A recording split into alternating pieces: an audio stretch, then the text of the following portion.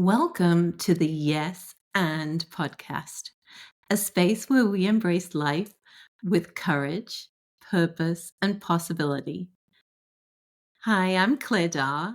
I'm a former corporate lawyer turned executive coach. I'm a wife, a mom, and a believer in living boldly. Here, we're going to dive into saying yes to what truly matters: family, faith, career, and creating a legacy of joy and fulfillment. Together, we'll explore what happens when we step beyond the limits, ask for more, and say yes and to the extraordinary. It's time to live a life you can't wait to wake up for. Let's get started. I want to talk to you today about what you can do when everything feels out of control. Well, hi, friends. You're listening to this, and today I want to speak to something that's been in the air lately. It's around us. It's not just in my inbox or in my client sessions, but it's in the atmosphere. It's in the energy around us. A lot of us, maybe all of us, were carrying more than we were built to carry. And many of us are doing it quietly.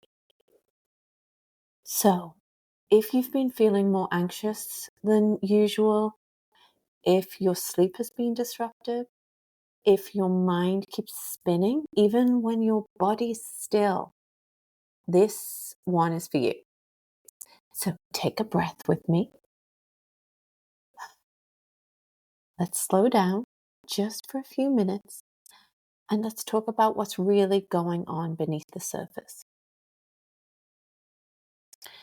You're not imagining it. Things do feel out of control right now. There is global tension. There are economic pressures. The pace of the news is unreal. The state of the world is unprecedented in some ways. And even the day-to-day has started to feel heavier, hasn't it? And for high-functioning, high-achieving people, those of us who are always holding space, keeping things running, showing up for everyone else, it can be hard to admit when we're not okay. But something I want you to know, anxiety doesn't always look like panic. It doesn't always look like heavy breathing or a panic attack or shaking. Sometimes it's like a low-grade hum underneath everything, like constant mental clutter, not being able to sleep because your mind won't stop rehearsing or worrying. Sometimes anxiety sounds like, I'm so tired, but I just can't slow down. Or something feels off, but I don't have time to deal with it right now. Does any of that sound familiar? The world might call this stress, but what I see over and over again is this is disconnection. Disconnection from your body, from your truth, from your peace. It's not a flaw and it's not a failure. It's just the cost of living in a world that rarely gives us permission to stop. But I want to remind you today, you have permission. You can pause. You can breathe. You can be honest with yourself. You can be honest with someone safe. You can just say it out loud. Even if you don't know what you need, even if nothing looks wrong to everyone else, or even to you, your nervous system knows when you're out of alignment. Your spirit knows when you're off course, and your body will keep the score until you start listening. So, What do we do when everything feels out of control? I'm not here to give you a 10-step plan, but I will offer you this. Create a pocket of stillness. Just 5 minutes with no phone, no multitasking, no pressure to do anything. Just let your mind catch up to your body. Let your heart speak to you. Even sitting in silence is a sacred practice. The next thing you can do, name what's true. You don't need to fix everything, but you do need to be honest. So if you're tired, say it. If you're scared, whisper it. If you're not okay, let that be known, at least to yourself, if not to someone else. You don't have to fall apart to justify tending to your mental health. You don't. And then come back to what anchors you. For me, that's prayer, reflection, stillness, breath. It's remembering that I'm not responsible for carrying the whole world. That I'm held even when I can't hold all the pieces. I'm okay. So what is it for you?